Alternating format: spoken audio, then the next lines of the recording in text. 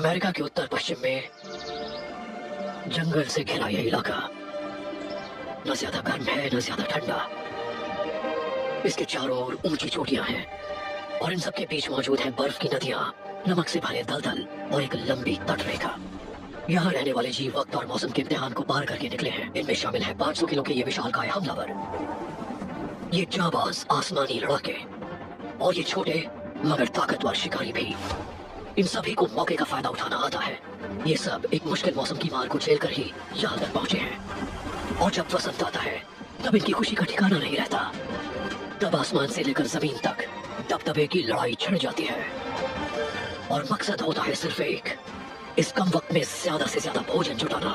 क्योंकि ढेर सारे भोजन के बीच कम होते मौकों और गुजरते वक्त के साथ सिर्फ एक ही रास्ता बचता है, या तो करो या मरो।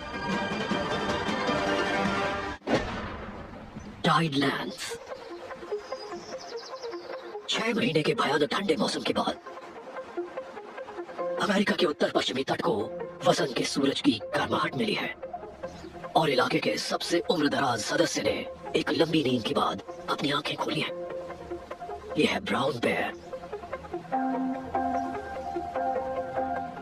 इसने पूरी सर्दियां पहाड़ों में बसी अपनी गुफा में सोते हुए गुजारी हैं। बस एक हफ्ते पहले ही ये यहाँ नीचे उतरा है और अब इसकी भूख तेज होती जा रही है।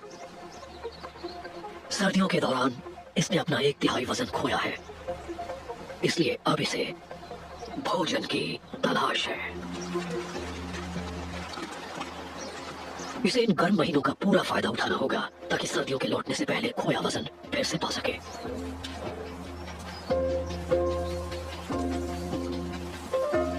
एक लंबी शीत निद्रा के बाद इसके लिए सबसे अच्छा भोजन ये सेज घास है। ये प्रोटीन से भरपूर है, इसलिए ये घास का मैदान फिलहाल इसकी जीवन रेखा है।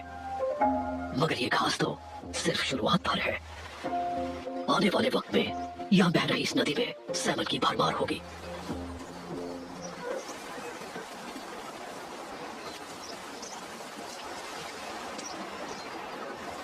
लेकिन इस पूरे इलाके को सिर्फ अपने तक सीमित रख पाना कोई बच्चों का खेल नहीं।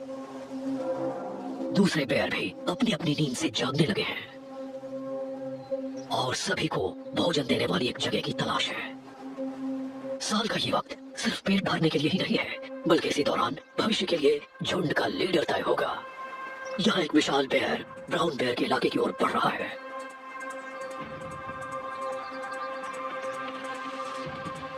ब्राउन बेयर को अपनी जरूरत के मुताबिक वजन पाने के लिए रोजाना 14 किलो घास खानी होगी और ऐसे कमजोर शरीर के साथ लड़ने में कोई समझदारी नहीं।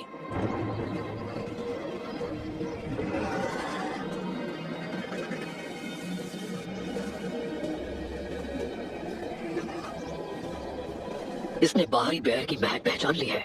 ये इस नर से पहले भी मिला है। ब्राउन बेयर ने दुश्मन के बदलते हाव भाव समझने सीखे हैं, इसलिए ये जानता है कि इसका दुश्मन थोड़ा उत्तेजित है।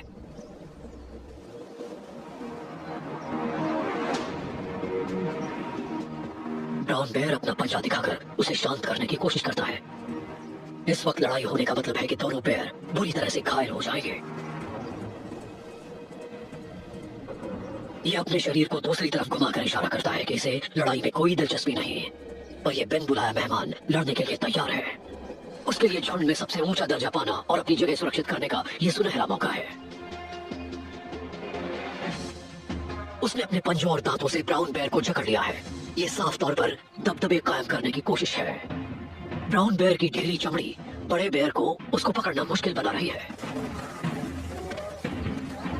उसने ऐसी ताकत से ब्राउन बेयर के कान पर काटा जिससे एक बॉलिंग करने वाली गेंद तक को छटकाया जा सकता है। यह हमला ब्राउन बेयर की बर्दाश्त से बाहर है। वो अपने अनुभव से जानता है कि हर जंग में आमने सामने की लड़ाई में नहीं उलझा जाता। मौसम की शुरुआत में ही गंभीर रूप से चोटिल होने में कोई समझदारी नहीं, इसलिए फिलहाल वो पीछे हट जाता है।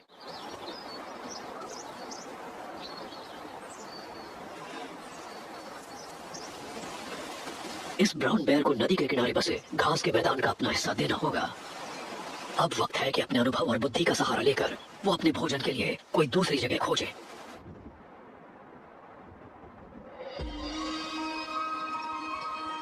जैसे जैसे वसंत का सूरज इस इलाके में गर्माहट भरता है,